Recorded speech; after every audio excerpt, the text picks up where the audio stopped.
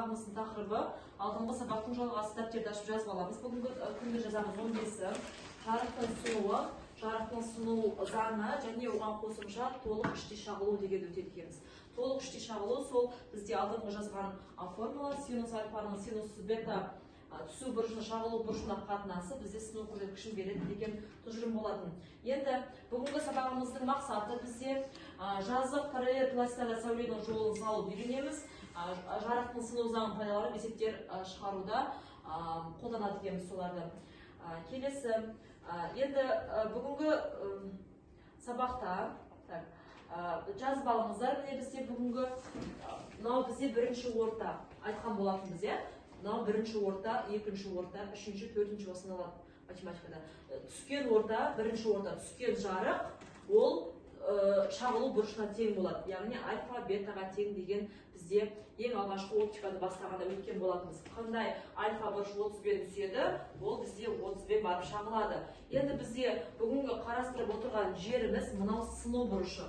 Мынау бір кезге бір орта болсын, жер болсын, немесе бір қатты зат болсын, соған или су болсын, соған түскен сәуле бірінші сынып барып, одан кейін шағылады екен. Және бұл бізде егер түскен бұрышты альфа, шағылған бұрышты бета деп белгілеген болсақ, енді бүгінгі сабақта сынған бұрышты гамма деп белгілейміз. Осыны сызып алыңыздар.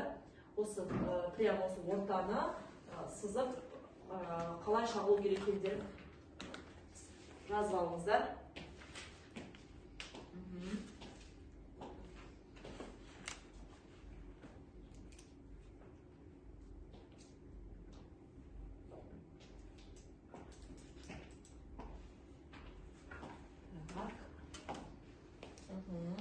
Сызамыз.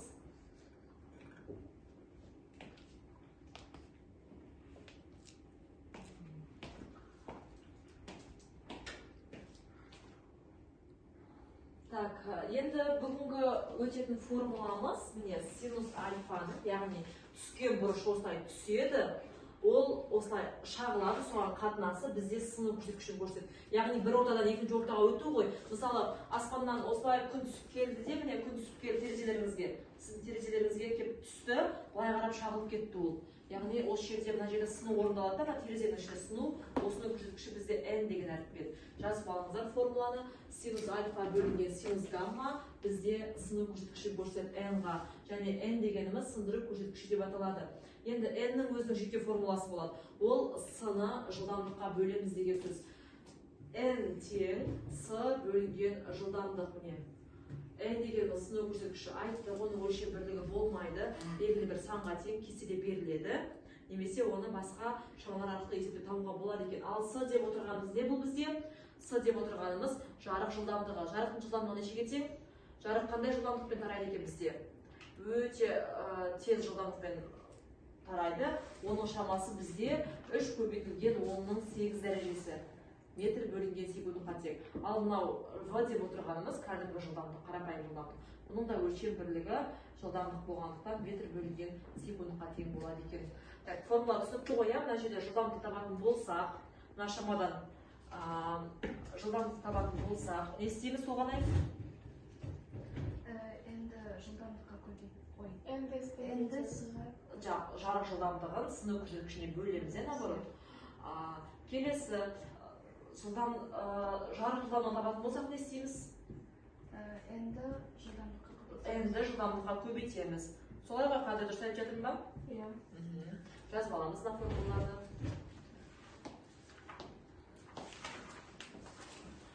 Формула бойынша түсінбеген жерлеріңіз бар ма? Мысалы, мына бір кестеге назар аударайықшы. Су үшін 1/34-ге тең. Ауа қатысты, ол ауадан шығу керек. Ауадан келіп, суға бірдеңе түсіру керек. Жарық сәулесін, немесе бір басқа да бірдеңе түсірсек, ол 1/33-ге тең. Глицерин, алмаз, мыс, тұз, кварц, қант, шыны сорттары бізге ең көп кездесетін алдағы уақытта тесттерде, бақылау жұмыстарында бұл бізде судық, ол 1/33 деген нәрсені көрсеңіздер, уже материалдың су екенін түсінулеріңізде болады екен. Жазып аламыз формуланы жазып. Так, олай болса балалар, мынау өтілген тақырып бойынша сіздерге тапсырма беремін. Жеке-жеке өздеріңізге беріп шығамын, орындап шығасыздар, иә?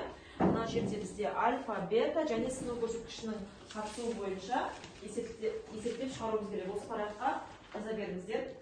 Міне, формула бізде тақырда жазылып тұр. Синус альфаның синус бетаға қатынасы бізде сыну көрсеткішін береді деген екен. Қаламын, так, олай болса, қараймыз енді синус бета.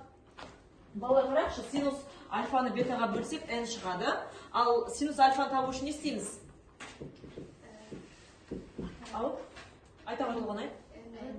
n-ді бір-біріне пропорция түрінде көбейтіледі. Сыну көрсеткішін синус бетаға көбейтеміз. Ал наоборот, синус бетаны табу үшін, астындағысын бөлімін табу үшін екеуінің орны ауысады просто. Синус альфаны бөлесіздер n-ға. Осы үш формуланы пайдалана отырып, осыны жасаңыздар. Сіздерге формуласын дискрипторын бердім. Формуланы пайдаланып шығарыңыздар. Сіздерге 5 минут уақыт. Так, жасаймыз, параққа жасаймыз прям. Есептейміз. Так, ау. Болады. Калькулятор пайдалансаңыздар болады. Бірінші альфа бізде гамма берілген.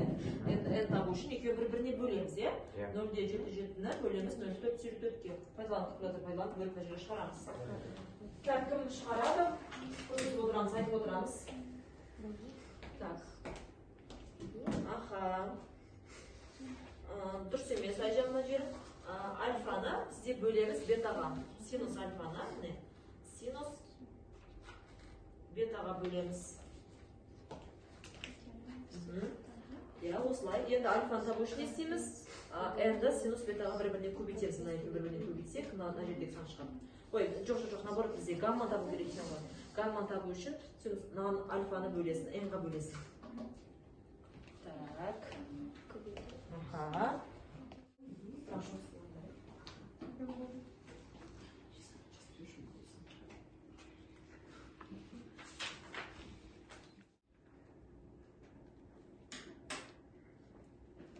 Ойыңыздар, мен тексерем, аты жөндеріміз жаздық, Дұрыс есептеулеріміз. Өте жақсы қадір,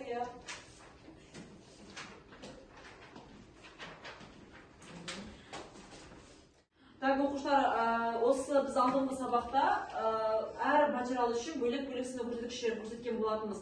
n тең 1,33 деген қандай зат үшін? Су үшін, глицерин үшін бөлек болады, тағы да бензин үшін бөлек болады. Енді бізде өзімізде үй жағдайында көптеген эксперименттер бар, оны анықтауды. Мысалы, осындай бір иен алсақ, бұдан кішкене жіңішкесін алсаңыздар болады.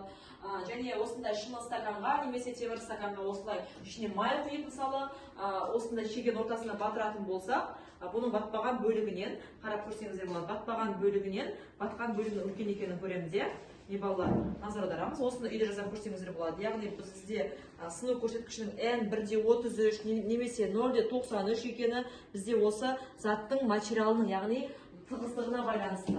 Мысалы, судың тығыздығын біз 1000 деп аламыз ғой, майдың тығыздығы немесе керосиннің тығыздығы оған қарағанда төменірек болады. Олай болсақ, балалар, біз енді оқулықпен жұмыс жасаймыз. Осы толық шағылудың соңындағы, бүгін сіздермен 2 тапсырма жасадық. Уақыттың тапшылығына байланысты мына жердегі 23-ші жаттығу 200-ші беттегі бізде 7-ші есептен 12-ші есепке үйде қарастырып келесі. Бір пайдаланатындарыңыз осы формула, ал қалған ауызша сұрақтарды сыныпта талқылаймыз қалғандарын. Енді бүгінгі сабақты қорытындылайықшы. Айта ғой туғанда бүгінгі формула қандай болды бізде? Сыну көрсеткішінің формуласы қалай екен? Синус альфа, синус бета, Бұл синус альфа дегеніміз қандай бұрыш? Түскен бұрыш, ал бета дегеніміз шағылған бұрыш. Ал сынған бұрыш не деп атайды екенбіз? Жоқ, сынған бұрышты көрсеткіші ол n дегеніміз. Синус гамма болады екен, жақсы отыра ғой. Келесі әсер бізде жарық жылдамдығын не деп белгілейміз? Қандай әріппен белгілейміз жарық жылдамдығын? С, Оның шамасы қаншаға тең? Жоқ, 1,33 сыну көрсеткіші. Жарық жылдамдығының шамасы нешеге тең бізде? 10-ның 8 дәрежесі, метр бөлінген секунд қане екен, иә? Өте жақсы балалар, бүгінгі сабақ барлығыңызға түсінікті болды деп ойлаймын. Үй жұмысы жасауды ұмытпаймыз. Сабаққа қатысқандарыңызға, назар қойып тыңдағандарыңызға рахмет. Сау болыңыздар.